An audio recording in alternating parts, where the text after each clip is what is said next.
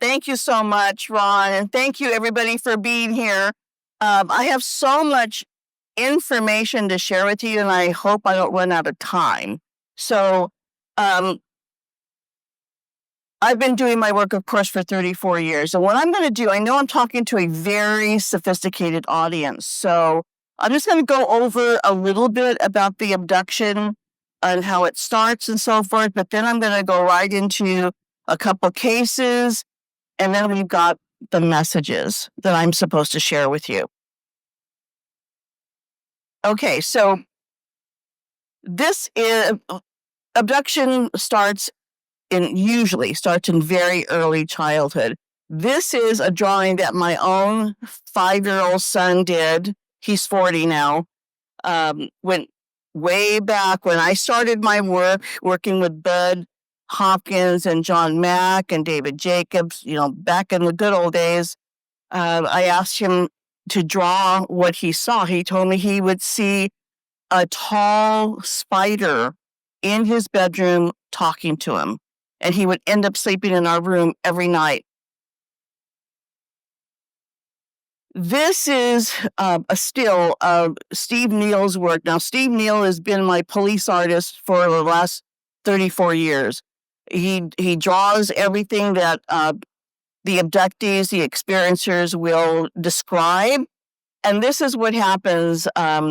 He was taking this is his film, but something is there, and this is narrated by Whitley Strieber. So this reminded me of what my son Brent described. Obviously he was describing a tall gray when he was a child, 4, 5, 6 years old.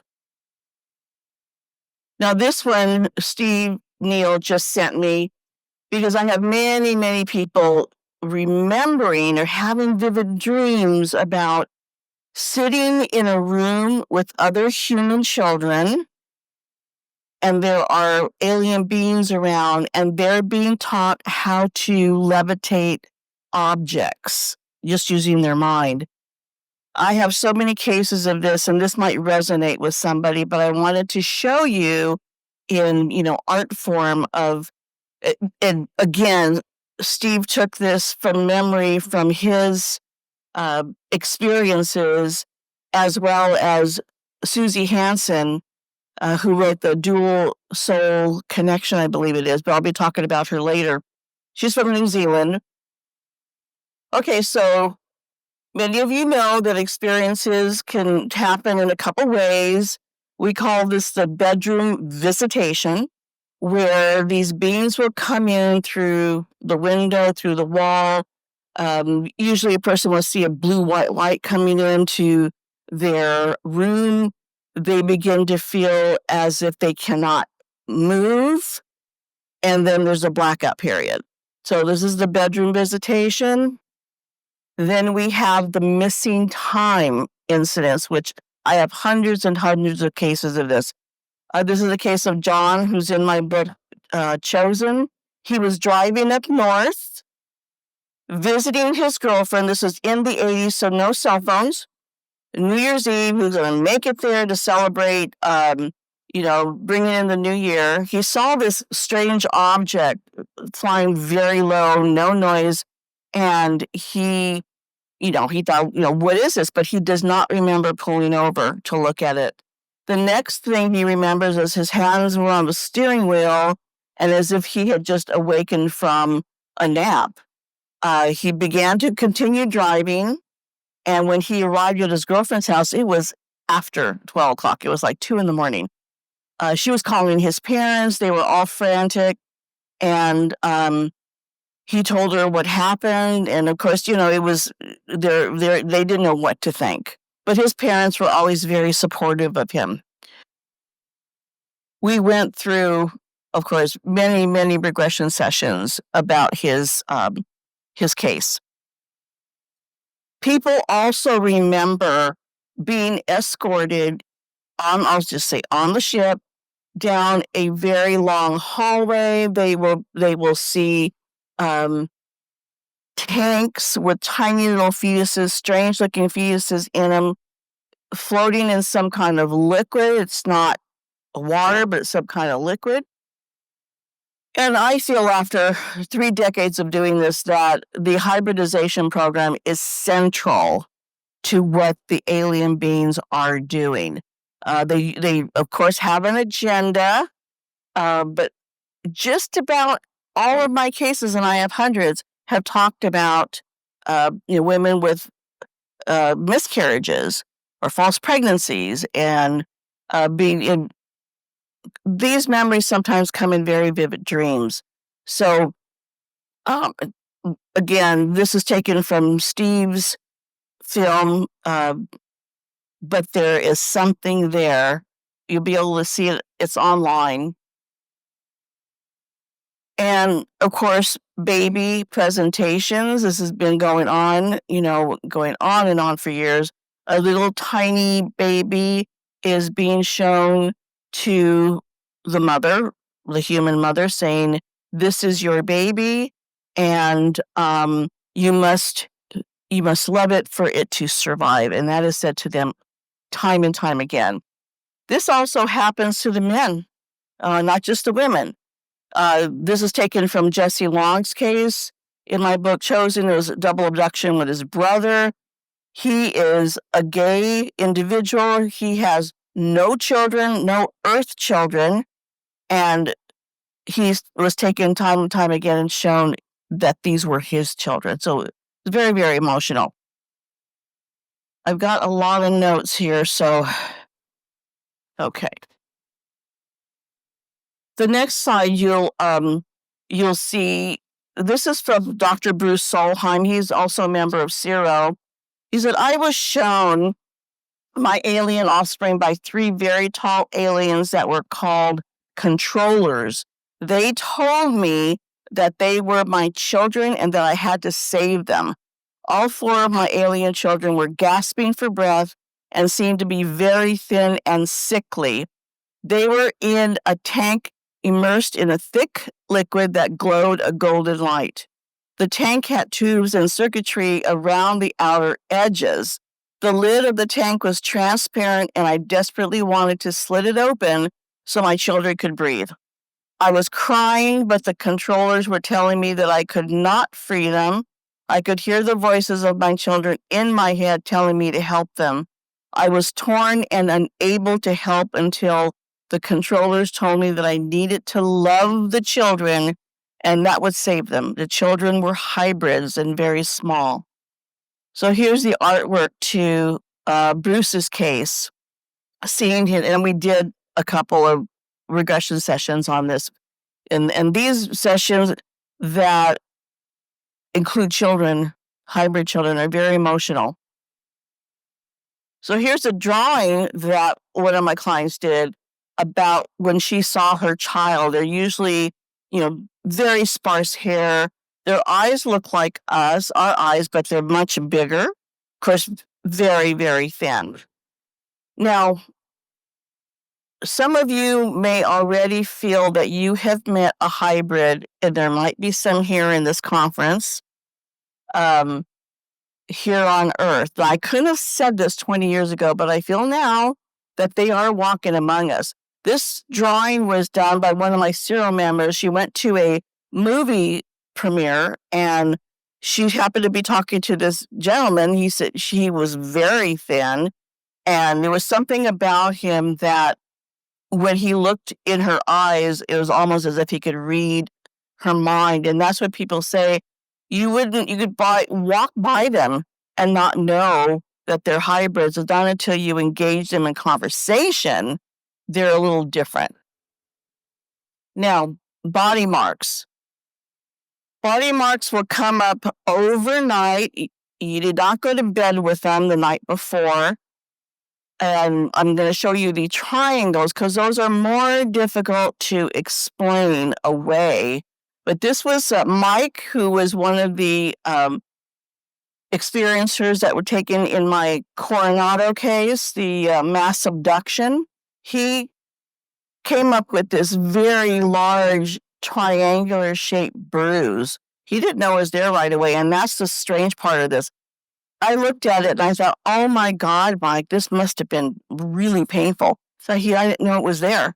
So his wife took a picture of it. It was pretty large. This is another example of layers of skin being taken in a little triangular shape. Another serial member, this was on Christmas Day. She was getting ready to go to a friend. She didn't notice it, and she's picking up packages, and all of a sudden she saw it. And she had a friend take a picture of it. This one is on his stomach. Jesse Long's case, woke up with this on his stomach, and that morning he was very, very ill. And many times when people are having experiences, they wake up feeling as if they have flu-like symptoms.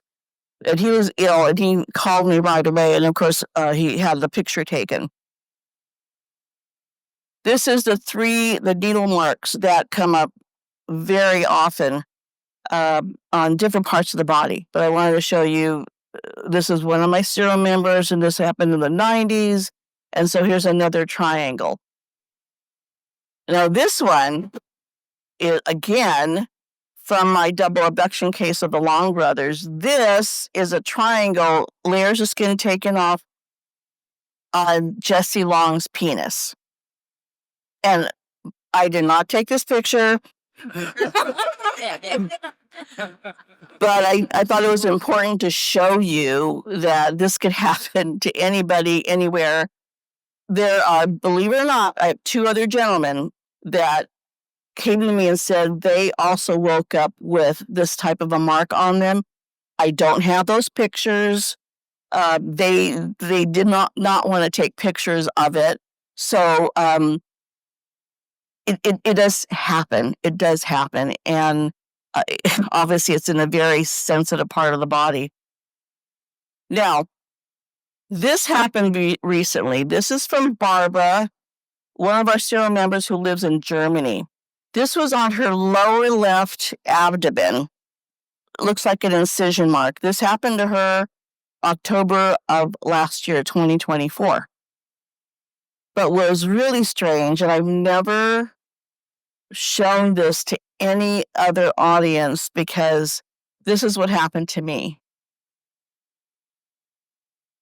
I hesitated to show because this is so gross, but it's a reality. I woke up with an incision mark on my, now this was my lower right, Barbara's on her lower left. But mine was, as you can see, still a little open. And I thought when I was getting dressed, I thought, oh God, there's a tag or something it was irritating.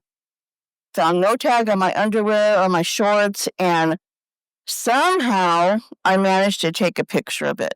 Now, there's no blood on my sheets or anywhere on my body. Many times these incision marks look like they're already healed over, but this one was still open. Believe me, I did not take a knife and do this to myself the night before.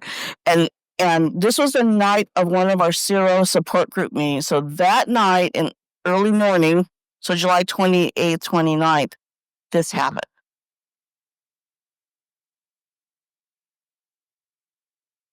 Now, last year I presented another set of brothers who I've been working with, and I'm gonna be updating their case because there's ongoing experiences, and with the older brother, Brian, which I'll show, he is having surveillance and experiences with the faction of the government that is just ongoing, and it's on steroids. I mean, this happens to him all the time. So I updated his case that I could present to you. But this is the younger brother, Adrian. He said that he came up with an incision mark as well. This occurred sometime in the morning, August 24th, 2011. I got up to take a shower. There was no pain or discomfort. If I hadn't seen it, I wouldn't have known it was there, but it was different for me. I felt the pain. The mark was gone after about a week. There was no scar or any evidence of it being there from what I can tell. There were weird and bizarre things happening to me the preceding 2 or 3 months. including helicopter flyovers in the strangest fashion. So here's his mark. It was, you can see it looks like it's almost healed over. That was like his inner thigh. Here are the brothers. They've given me permission to use their names, their likeness. Marion, the older one, excuse me, is in the middle. And then there's Adrian, the younger one. And please, everybody, send your prayers to Adrian. He has stage 4 prostate cancer. So if you could just say some prayers for him. And I hope that he's going to be able to come out of this. Thank you. Excuse me.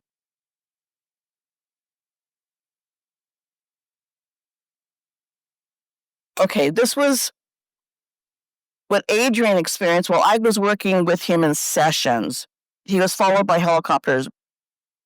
On June 13, 2020, about 9:28 a.m., it hovered for at least 2 minutes before I finally started to video it because I just didn't want to deal with it.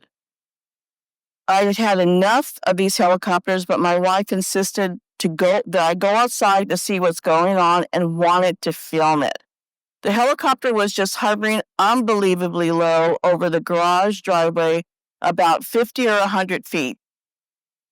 To me, the screenshot shows an individual holding something and pointing it at me, some sort of camera, possibly. So you can see he's right outside where is it? It's hard for me to see from here. So here's the individual hanging out of the helicopter, probably where the telephoto lens, which is hovering over his house. A few years ago, 4 years ago maybe, Adrian wrote The Assessment, The Arrival of Extraterrestrials. It's very cathartic for experiences to write a book about their experiences, and I always like to support what these experiencers do, whether they're writing about it or having interviews. Okay, so Marion, he is the older brother. Marion was an astronomer. I'm just going to go back to the beginning of what happened. Astronomer and planetary scientist for NASA. He worked at observatories, discovered asteroids, and named them. He was on a mission flight teams to Neptune and Venus, and also mapped lava flows on Mars and ice fractures on Jupiter's moon, Europa. He even worked on NASA missions to Venus and Neptune. Marion was not interested in UFOs until one day he had a sighting that changed his life forever, eventually bringing him to write his book titled Intersect, A Former NASA Astronomer Breaks His Silence About UFOs. So that's what he came out with his book, and then all of his troubles started. Okay, so this is what started it all. This event was January 1st, 2017. The day was cold and rainy, so my mom and I went down to the McDiner to get a bite to eat. I had gotten a new digital camera as a gift, so I brought it with me. During the meal, I noticed 4 disc craft drop out of the clouds. There were 4 disc-shaped craft with distinctive triangular panels. I calmly took 4 pictures and 1 video. The craft headed towards the mountains and they were gone. It was only after we went home and I transferred everything to my laptop that the gravity of what I saw hit me. Strangely, at 2:35 a.m., we had a power outage.